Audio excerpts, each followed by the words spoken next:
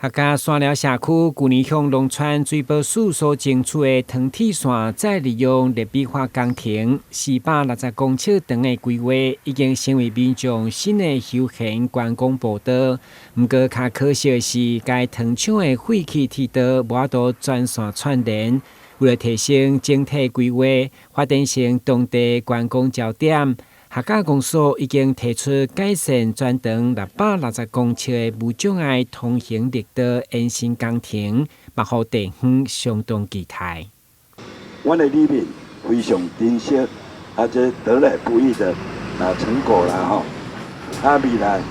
这段完成了，我共同希望就是咱甲全线拢开通，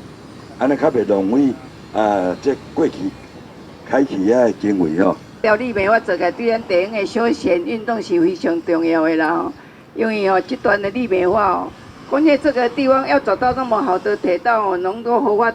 再利用是足少的啦。对此，立委林俊宪听到地方的心声，19号嘛邀集农村水保署、大同市府观光旅局甲客家公所等单位来协调，顺利争取1500万的工程经费。三双郡滨海的串联计划，但是它有中断，我们今天要把这个中断的地方给连接起来，所以我来到客家，我们做糖铁的一个绿美化的一个步道，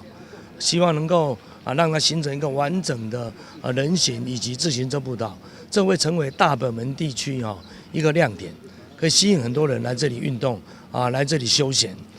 所以我们给他接开这个所在，大概这一期要完成大概有660公尺，总经费1500万，那完全呢由中央来负担，我们地方也不必有任何配合款，只是以后的维护再交给我们地方来做。当在藤的铁路成为历史，不过现地空间如何规划再利用，嘛成为地方期待发展深度旅游的焦点。台南新闻阮吉采访报道。